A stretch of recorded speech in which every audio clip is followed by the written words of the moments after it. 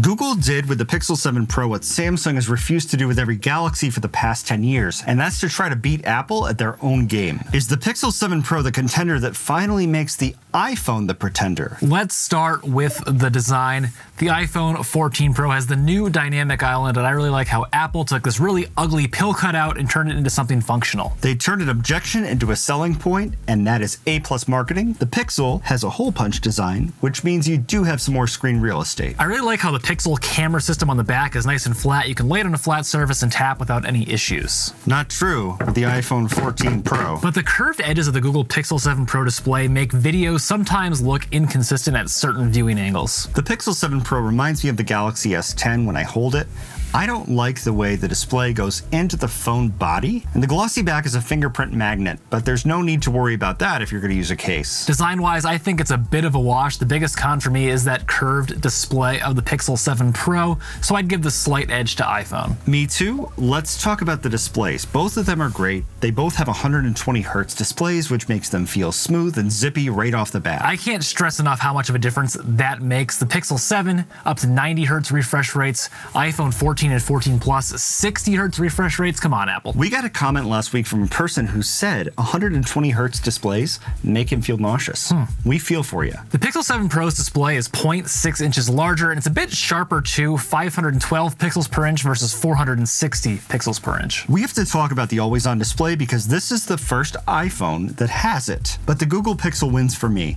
It has the Spartan information-centric display I've been asking for. The 7 Pro's always-on display is just a lot better than the iPhone 14 Pro. The iPhone 14 Pro display has a peak brightness of 2000 nits, which makes a huge difference if you're outside. It wasn't close when Zach and I went outside to compare the cameras. The iPhone 14 Pro blew my mind. Even wearing sunglasses, the iPhone 14 Pro looked like I was using it indoors. We've seen reports of extreme battery drain when the Google Pixel 7 Pro is at peak brightness, but is it true? We tested it out. Let's talk about battery life. I've been using the iPhone 14 Pro for about a month now, and the battery life has been disappointing. I got more out of a single charge with the 13 Pro than I have with the 14 Pro.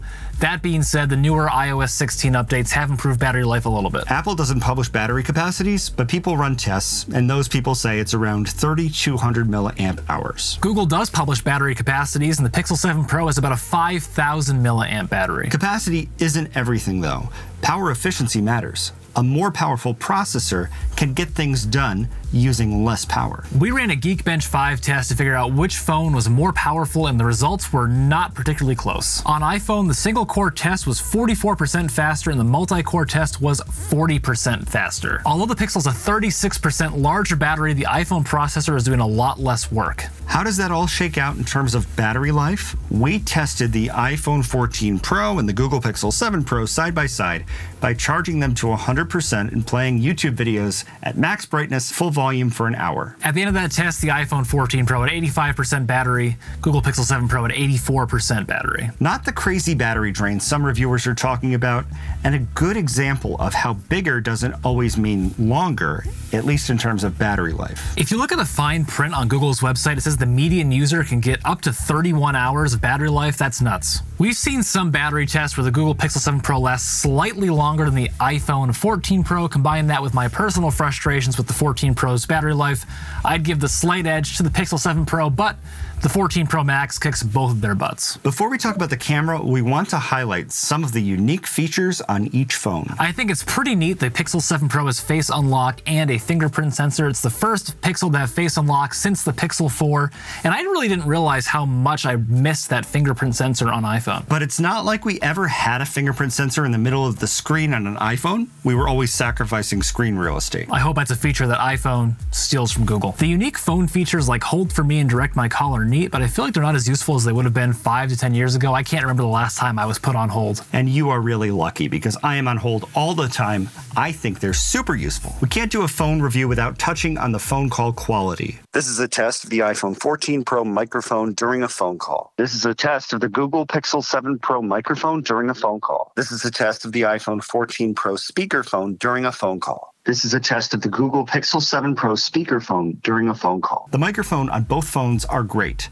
I thought the earpiece speaker was a little bit harsh sounding on the Pixel when I held it up to my face, but the speakerphone was great. Google did a great job polishing up the Android operating system, which has always been clunkier than iOS. For example, swiping down from the top of the screen to open Control Center is nicer and way less intimidating than on the S22 Ultra. It's definitely the most intuitive Android operating system I've ever used. It's time to talk about the camera, and we were shocked by the results. The Pixel camera app will feel familiar to iPhone users. Of course, the terminology is a little bit different. For example, live photos on iPhone is Top Shot on Android. In the studio, the Pixel's optical zoom did better on faraway objects, and it did worse on macro zoom. But everything changed when we went outside. The Pixel 7 Pro was shockingly bad. It's hard to know where to start, but stick around, hear us out. We got out of the car and started rolling with our dual phone holder, which makes you look super cool. When we got back to the studio, the first thing we noticed were outlines and distortions around the tree branches. The Pixel 7 Pro made them look like icicles. Then we zoomed in on a cloud, and the Pixel 7 Pro really earned its name. The clouds were pixelated. On the iPhone, they just looked like clouds. What I started to pick up on was a pattern of extreme sharpening that creates outlines around everything, and that colors are oversaturated and blown out completely. There's a saying in music, garbage in, garbage out. Well, it's the same with photos. You could build really powerful processors,